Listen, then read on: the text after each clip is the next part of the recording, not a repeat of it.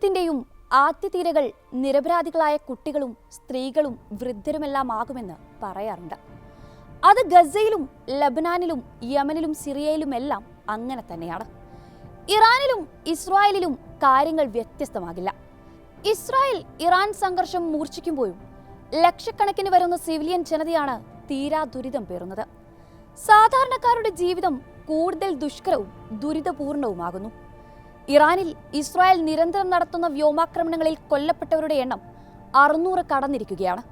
ഏറ്റവും ഒടുവിൽ ലഭിക്കുന്ന വിവരങ്ങൾ പ്രകാരം 639 ഇറാനിലെ മരണസംഖ്യ. ഗുരുതരമായും അല്ലാതെയും പരിക്കേറ്റവരുടെ എണ്ണം 1300 കടന്നിട്ടുണ്ടെന്നാണ് human rights activist news agency പറയുന്നത്. ഇസ്രായേലിന്റെ കാര്യം നോക്കൂ. പൗരന്മാർക്ക് ഏറ്റവും വലിയ സുരക്ഷ ഉറപ്പു നൽകുന്ന രാജ്യമാണത്. എന്നാൽ ഇറാന്റെ മിസൈൽ വർഷത്തിൽ ഇസ്രായേൽ പ്രതിരോധ സംവിധാനങ്ങളെല്ലാം തകർന്നപ്പോൾ ആയിരക്കണക്കിന് മനുഷ്യരാണ് പെരുവഴിയിലായിരിക്കുന്നത്.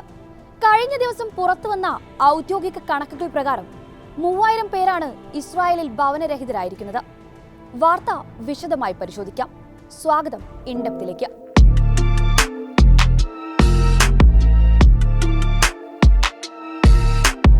ഇസ്രായേലിന്റെ നിറനായാട്ടിൽ കുടിയും കിടപ്പാടവും തകർന്ന് അന്തിയുറങ്ങാൻ ഇടമില്ലാതെ പറക്കമുറ്റാത്ത മക്കളുമായി പലായനം ചെയ്യുന്ന ഫലസ്തീനികൾ ഇപ്പോൾ പുതുമയുള്ളൊരു കാഴ്ചയല്ല.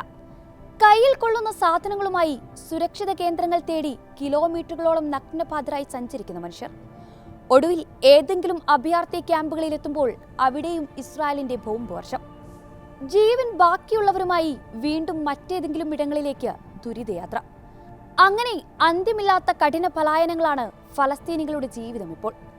ഗസയിലെ മനുഷ്യരുടെ തീക്കടൽ ജീവിതം പക്ഷേ അന്താരാഷ്ട്ര സമൂഹത്തിന്റെ മനസാക്ഷിയെ ഒട്ടും ഉലയ്ക്കുന്നേയില്ല. എന്നാൽ ഇതേ അവസ്ഥ നേരിടേണ്ട ദുർവിധി എന്നെങ്കിലും ഇസ്രായേൽ ജനതയെയും തേടിയെത്തുമെന്ന് ആരെങ്കിലും ചിന്തിച്ചു കാണുമോ? ഫലസ്തീനിൽ ബോംബ് വർഷിക്കുമ്പോൾ സെദ്രോത്തിലെ മലനിരകളിലിരുന്ന് വെടിക്കെട്ട് കാണുന്ന പോലെ ആഘോഷിക്കുന്നവർ ഒരിക്കലും അങ്ങനെയൊന്ന് സ്വപ്നം പോലും കണ്ടിട്ടുണ്ടാകില്ല.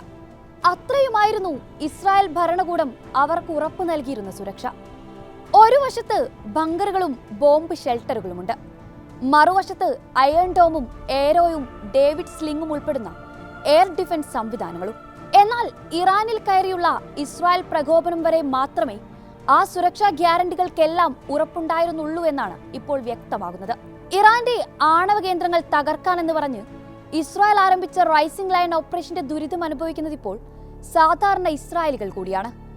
ഇറാനിലെ ഇസ്രായേൽ മിസൈൽ വർഷത്തിന് പ്രതികാരമായി ഇറാൻ അയക്കുന്ന മിസൈലുകളിൽ പലതും വ്യോമ പ്രതിരോധ സംവിധാനങ്ങളെ എല്ലാം ഭേദിച്ച് വലിയ നാശമാണ് ഇസ്രായേലിൽ വിധിച്ചിരിക്കുന്നത്. തെൽ അവീവിലും ഹൈഫയിലും ജെറുസലേമിലും എല്ലാം വൻ നാശനഷ്ടങ്ങളാണ് റിപ്പോർട്ട് ചെയ്യുന്നത്. ആക്രമണത്തെ തുടർന്ന് 2000-ഓളം ഇസ്രായേലികൾ ഭവനരഹിതരായെന്നാണ് ചൊവ്വാഴ്ച ടൈംസ് ഓഫ് ഇസ്രായേൽ റിപ്പോർട്ട് ചെയ്തത്. സെൻട്രൽ ഇസ്രായേലിലും ഹൈഫയിലുമാണ് സാധാരണക്കാരുടെ ജീവിതത്തെ യുദ്ധം ഏറ്റവും കൂടുതൽ ബാധിച്ചത്. തെൽ അവീവിൽ നിന്ന് 10 കിലോമീറ്റർ ദൂരത്തുള്ള പെറ്റാ ടിക്വയിൽ ഒരൊറ്റ മിസൈൽ ആക്രമണത്തിൽ 400 കുടുംബങ്ങളാണ് പെരുവഴിയിലായത്. അത്രയും കുടുംബങ്ങളിലായി 1300-ഓളം പേരാണ് അന്തിയുറങ്ങാൻ വീടുകളില്ലാതെ കഴിയുന്നത്. തെൽ അവീവിൽ 2 ഇടങ്ങളിലായി നടന്ന ആക്രമണങ്ങളിൽ 300-ലേറെ പേരും ഭവനരഹിതരായിട്ടുണ്ട്. മെഡിറ്ററേനിയൻ തീരനഗരമായ ബെനെ ബറാക്കിലും 100 കണക്കിന് പേർ വഴിയാധാരമായതായി ടൈംസ് ഓഫ് ഇസ്രായേൽ റിപ്പോർട്ട് ചെയ്യുന്നു. റമത് ഖാൻ, ബാത്യാം, തമ്ര, റെഹോവോത്ത്, ഹൈഫ എന്നിവിടങ്ങളിൽ നിന്നും നിരവധി കുടുംബങ്ങളെ ഒഴിപ്പിച്ചതായി റിപ്പോർട്ടിൽ പറയുന്നു. ബുധനാഴ്ച ഇസ്രായേൽ നാഷണൽ ന്യൂസ് റിപ്പോർട്ട് ചെയ്തത് പ്രകാരം 3000-ഓളം പേരാണ് ഭവനരഹിതരായത്. 24 കെട്ടിടങ്ങൾ സമ്പൂർണമായും തകർന്നു. നിമിഷങ്ങൾക്കകമാണ് ചില കെട്ടിടങ്ങൾ തവിടുപൊടിയായത്. പെരുവഴിയിലായ സ്ത്രീകളും കുട്ടികളും ഉൾപ്പെടെ 100 കണക്കിന് പേർ കടുത്ത മാനസിക സംഘർഷാവസ്ഥയിലാണെന്നും അടിസ്ഥാന ആവശ്യങ്ങൾ പോലും നിറവേറ്റാൻ കഴിയാത്ത സ്ഥിതിയിലാണ് പലരും ഉള്ളതെന്നും റിപ്പോർട്ടിൽ പറയുന്നു. ഇതുപോലൊരു ദുരന്തം മുൻപ് കണ്ടിട്ടില്ലെന്നാണ് രക്ഷാപ്രവർത്തകർ പറയുന്നത്. കേവലം കെട്ടിടങ്ങളല്ല, എത്രയോ കുടുംബങ്ങളുടെ ജീവിത സമ്പാദ്യങ്ങളും കുടുംബ ഓർമ്മകളും എല്ലാമാണ് പെട്ടെന്നൊരു നാൾ ചാരമായി മാറിയിരിക്കുന്നതെന്നും ഇസ്രായേൽ നാഷണൽ ന്യൂസ് റിപ്പോർട്ടിൽ പറയുന്നു. അതേസമയം ഇസ്രായേലിലെ യഥാർത്ഥ നഷ്ടക്കണക്ക് പുറത്തുവരാൻ നാളുകളെടുക്കും. രാജ്യത്തെ ആകെ മരണസംഖ്യയിൽ ഔദ്യോഗിക സ്ഥിരീകരണം ഇനിയും ഭരണകൂടം പുറത്തുവിട്ടിട്ടില്ല. ഇറാൻ ആക്രമണത്തിലെ നാശനഷ്ടങ്ങളുടെ ദൃശ്യങ്ങളും വിവരങ്ങളും പ്രസിദ്ധീകരിക്കാൻ ഭരണകൂടം മാധ്യമങ്ങൾക്ക് സെൻസർഷിപ്പ് ഏർപ്പെടുത്തിയിട്ടുണ്ട്. ഇതിനാൽ യുദ്ധത്തിൽ ഇസ്രായേലിലെ ആഘാതത്തിന്റെ യഥാർത്ഥ ചിത്രമറിയാൻ കൂടുതൽ നാൾ കാത്തിരിക്കേണ്ടി വരും.